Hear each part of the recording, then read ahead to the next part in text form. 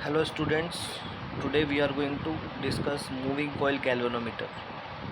What is moving coil galvanometer? सबसे पहले हमें ये पता होना चाहिए कि galvanometer क्या है और इसको moving coil क्यों बोला गया है.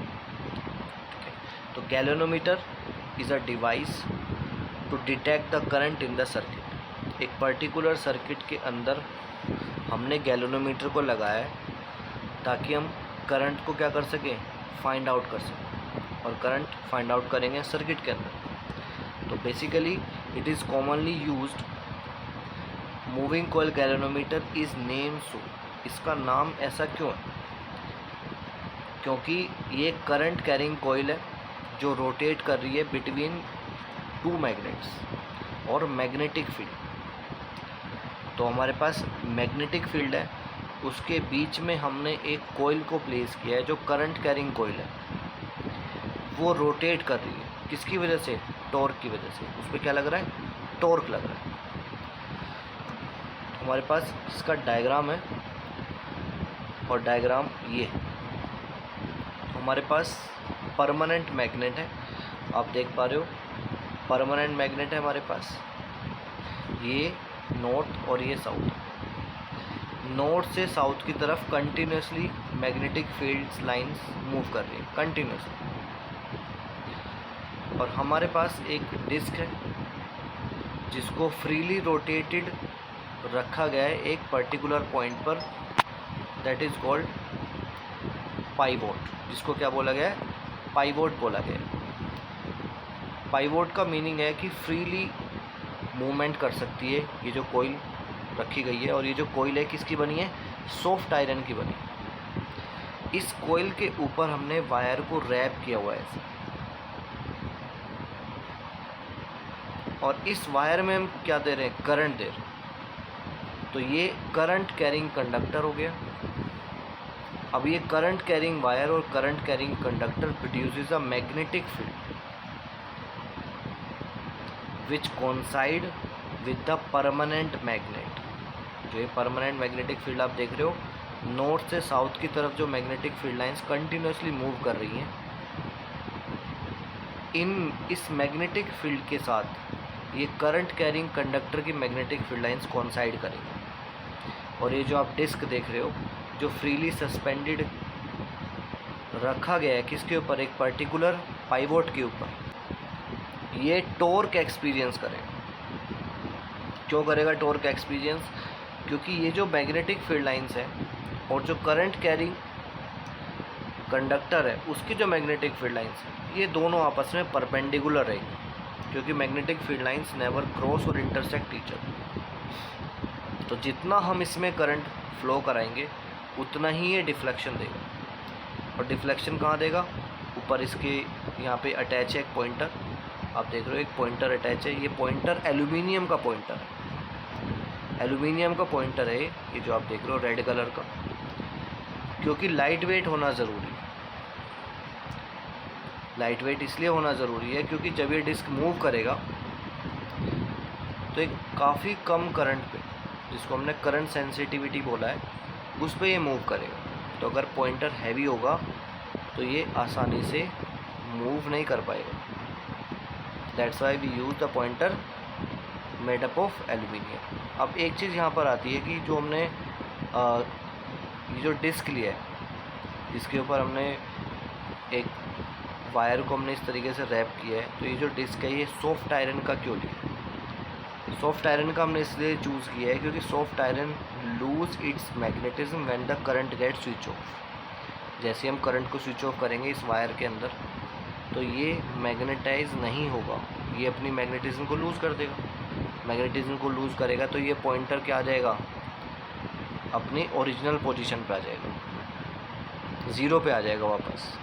बट अगर इसमें कुछ मैग्नेटिक फील्ड लाइंस रिटेन कर गई, रह गई, तो ये पॉइंटर ज़ीरो लाइन पर नहीं आ पाएगा. That's why we use soft iron को. तो अब इसका प्रिंसिपल जानते हैं. प्रिंसिपल इसका यही है कि जब भी हम एक करंट कैरिंग कंडक्टर को करंट प्रोवाइड करेंगे तो उसकी मैग्नेटिक फील्ड की वजह से इसमें टॉर्क लगेगा और इस टॉर्क की वजह से ये डिफ्लेक्शन देगा. और वो जो डिफ्लेक्शन होगा वो किस पे डिपेंड करेगा, वो डिफ्लेक्शन डिपेंड करेगा करंट पर। इट मीन्स कि आप जितना करंट उसको प्रोवाइड कर रहे हो उतना ही वो क्या कर रहा है, डिफ्लेक्शन। तो अल्फ़ा हमारे पास क्या है, डिफ्लेक्शन। तो अब इसका प्रिंसिपल हम रीड करते हैं। तो इसका प्रिंसिपल क्या है, a current carrying conductor having carrying a coil placed in a magnetic field. तो आपने देखा ये जो बीच में जो कॉइल है जिसके ऊपर आपने वायर को इस तरीके से रैप किया है, इसको आपने मैग्नेट के बीच में प्लेस किया है। Experience a current dependent torque.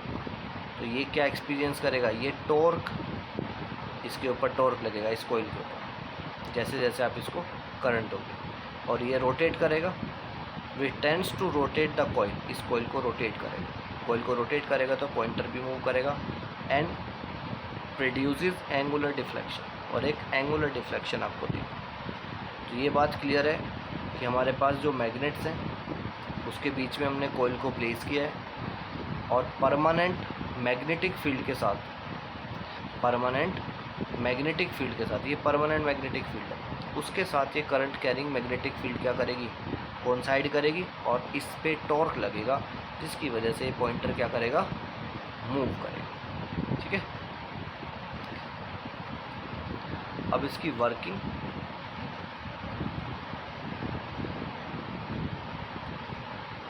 ये जो कॉइल है इसको हम थ्योरेटिकली ऐसे समझते हैं, ये हमारे पास एक रेक्टेंगुलर कॉइल है, ये हमारे पास एक रेक्टेंगुलर कॉइल है जिसको हमने PQRS हमने माना है। जो वहाँ पे आपने कॉइल देखी थी जो बीच में सॉफ्ट आयरन कोर था, उसके ऊपर जो वायर जो हमने रैप किया था ना, उसको हम कॉइल कह रहे हैं, और वो कॉइल हमारे पास क्या है, PQRS रेक्टेंगुलर। अब इसमें आप देख रहे हो नॉर्थ से साउथ की तरफ कंटिन्यूसली क्या चल रही थी, फील्ड चल रही थी, नॉर्थ इधर था और साउथ इधर था, इस तरीके से फील्ड चल रही है जो यहाँ पर दिखाया गया है। ये लेंथ और ब्रेथ, लेंथ इसकी B है और ब्रेथ इसकी A है, तो इसका एरिया कितना हो जाएगा, A × B। अब करंट जो है इसमें एंटी क्लॉकवाइज मूव कर रहा है, तो जैसे ही करंट इसमें मूव करेगा तो इसके चारों तरफ अपनी एक फील्ड होगी।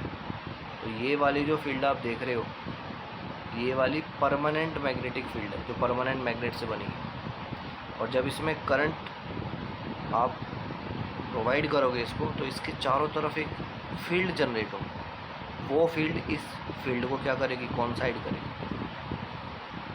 और ये बात ऑलरेडी हमें पता है कि जो मैग्नेटिक फील्ड लाइन्स है वो आपस में कोइंसाइड नहीं करती, ना आपस में क्रॉस करेंगी, तो इट मीन्स उन दोनों के बीच में फोर्स लगेगा, perpendicular force, that is known as torque, उसी को बोला गया है टॉर्क। तो ये जो फोर्स लगेगा ये फ्लेमिंग लेफ्ट हैंड रूल से लगेगा। फ्लेमिंग लेफ्ट हैंड रूल से करंट अगर डाउनवर्ड है, मैग्नेटिक फील्ड लाइन्स इधर है, तो इस as per, PQ as per force लगेगा ऊपर की तरफ और इसमें फोर्स लगेगा नीचे की तरफ, and that coil will be turn into the anti clockwise direction.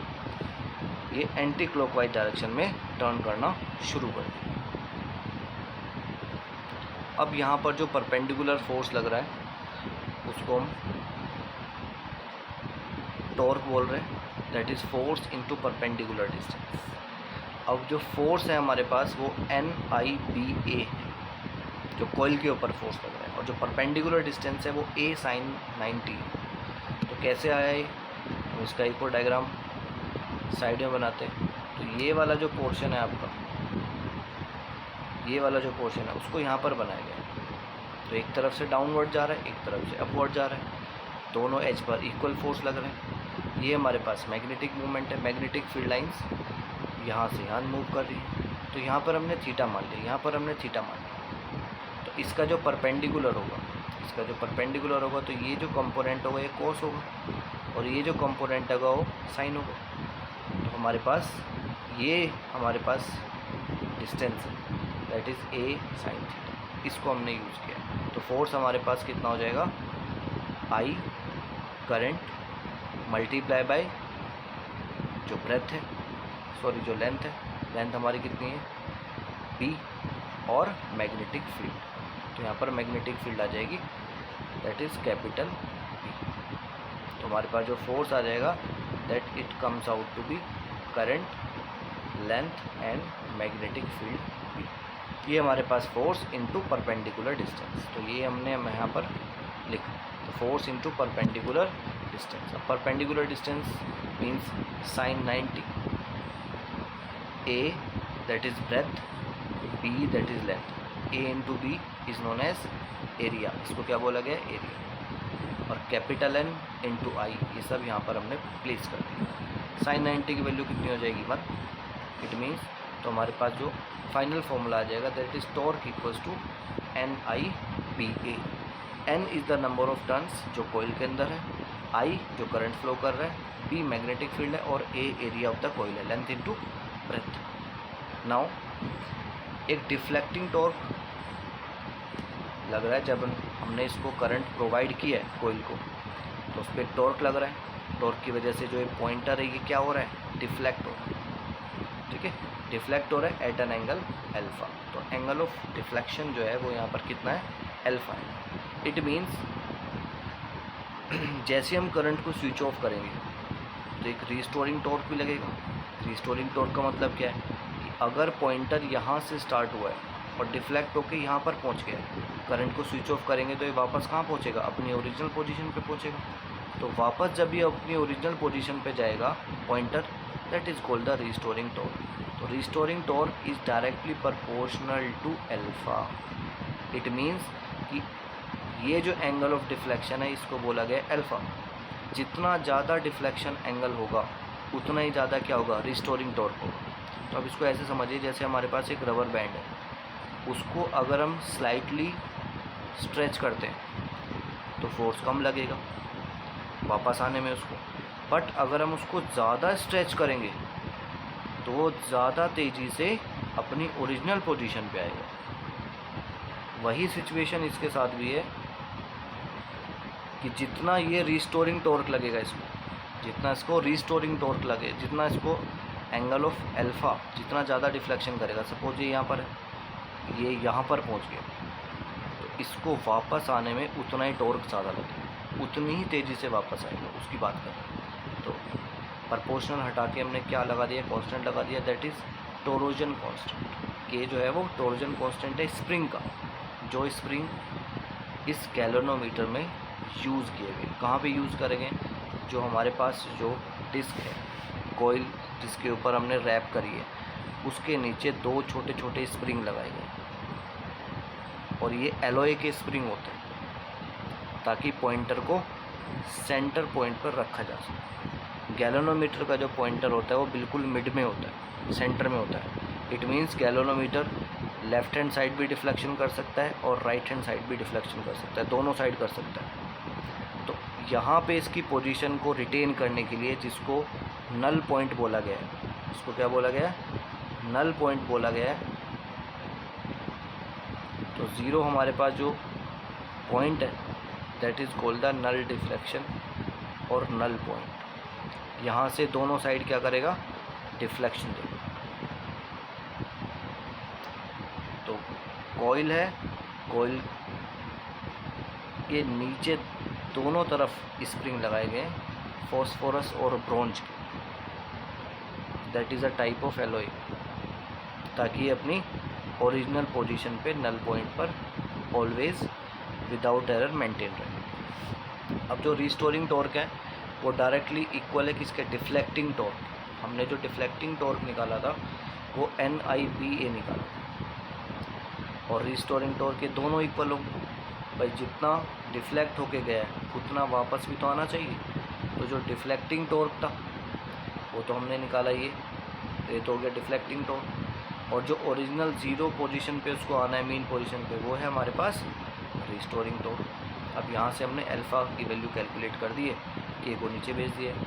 अब आप देखेंगे NBA/K, N number of turns, B magnetic field, A area और K ये सब कांस्टेंट है।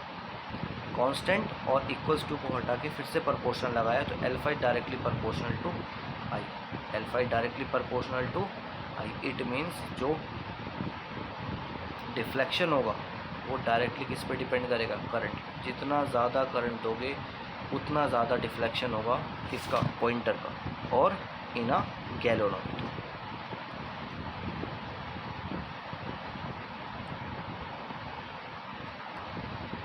तो deflection produce in the galvanometer is proportional to the current flowing. Already हम देख चुके हैं कि करंट के क्या हो गए, डायरेक्टली प्रोपोर्शनल हो गए। जितना ज़्यादा करंट आप दोगे वहाँ से हमने ये सब वैल्यू निकाली है। आई की वैल्यू हमने निकाली है, दैट इज़ के अपॉन एन बी ए अल्फ़ा। अब ये कांस्टेंट है, इसको हमने कैपिटल जी माना है, that is called the galvanometer constant. Galvanometer constant और करंट रिडक्शन फैक्टर। तो करंट रिडक्शन फैक्टर हम निकाल सकते हैं, दैट इज़ के अपॉन एन बी ए। ठीक है, तो ये हमारे पास करंट रिडक्शन फैक्टर है। करंट को हम कैसे रिड्यूस कर सकते हैं, that is called current reduction factor, right. अब इसकी फिगर ऑफ मेरिट, ये आपसे पूछता है फिगर ऑफ मेरिट, ये आपके एक्सपेरिमेंट में भी है। Figure of merit that is G is equals to I upon alpha. It is the deflection of one scale division in a galvanometer. कौन डिफ्लेक्शन कर रहा है, करंट। मतलब जब आप गैलोनोमीटर को करंट प्रोवाइड करोगे तो ये वन स्केल डिफ्लेक्शन जो करेगा, वन स्केल का मतलब ऐसे स्केल बना होता है 1 2 3 4 5, तो ये जो वन डिफ्लेक्शन करेगा that is called the figure of merit. उसी को बोला गया figure of merit of the galvanometer. तो हमारे पास आई अपॉन एल्फा, राइट। आप वैल्यू प्लेस करेंगे, ऊपर से हम आई की वैल्यू प्लेस कर देंगे यहाँ पर, आप देख सकते हैं। ऊपर से आई की वैल्यू कितनी है हमारे पास, ये हमारे पास आई की वैल्यू के अपॉन एन बी है। यहाँ पर आप प्लेस कर दीजिए, अल्फ़ा से अल्फ़ा कैंसिल आउट हो जाएगा and you get K upon N B A. That is called the figure of merit of a galvanometer, right. तो आपको इसका प्रिंसिपल लिखना है, इसका जो डायग्राम है वो आपको बनाना है, और ये सारी चीज़ें आपको डिफाइन करने हैं इन अ मूविंग कॉइल गैलोनोमीटर। ठीक है, अब इसके बाद नेक्स्ट हमारे पास आता है सेंसिटिविटी ऑफ अ गैलोनोमीटर। ठीक है, what is the sensitivity of a galvanometer. Sensitivity का मतलब है कि वो कितना सेंसिटिव है कि अगर हम उसको स्मॉल करंट भी हम उसको देते हैं तो वो हमें लार्ज डिफ्लेक्शन देगा। इट मीन्स कि वो स्मॉल से स्मॉल करंट को भी क्या कर सकता है, ईजिली डिटेक्ट कर सकता है। That is called the sensitivity of the galvanometer. तो ये इसकी डेफिनेशन हो जाएगी, आप देख लेंगे। करंट सेंसिटिविटी और वोल्टेज सेंसिटिविटी, तो वही चीज़ है। करंट सेंसिटिविटी के लिए हम क्या करेंगे, it is defined as the deflection produced in a galvanometer when a unit current flow through it. जब उससे यूनिट करंट फ्लो करेगा तो that is called the current sensitivity. फिर से आप अगेन आई की वैल्यू यहाँ पर प्लेस करेंगे, अल्फा से अल्फा कैंसिल आउट हो जाएगा और ये आपके पास वैल्यू आ जाएगी, that is called the current sensitivity. For the voltage sensitivity तो फिर से आप सेम मिलती जुलती डेफिनेशन है, जैसे करंट सेंसिटिविटी की ऐसी वोल्टेज सेंसिटिविटी की। It is defined as the deflection produce in a galvanometer when a unit potential difference is applied. तो पोटेंशियल को हम क्या लिखेंगे, आई आर, और फिर से हम किसकी वैल्यू प्लेस करेंगे, आई की वैल्यू ऊपर से यहाँ पर प्लेस करेंगे तो आपके पास ये आ जाएगा। तो voltage sensitivity is equal to, voltage sensitivity is to current sensitivity upon R. ये ओम्स लॉ में भी आपने पढ़ा है, V is equals to I upon R, ऐसा कुछ पढ़ा है नहीं, ये ओम्स लॉ का नहीं है। ठीक है, तो voltage sensitivity equals to current sensitivity upon resistance. Factors affecting क्या होगा, यहाँ पर हमारे पास फैक्टर्स नंबर ऑफ टर्न्स आप देख रहे हो। तो नंबर ऑफ टर्न्स किस पे डिपेंड कर रहा है, नंबर ऑफ टर्न्स पे, नंबर ऑफ टर्न्स पे। मैग्नेटिक फील्ड पे, मैग्नेटिक फील्ड पे, एरिया ऑफ द कॉइल पे डिपेंड कर रहा है। तो ये सारे फैक्टर है जिन पे इसकी जो सेंसिटिविटी है गैलोनोमीटर की वो डिपेंड करेंगे।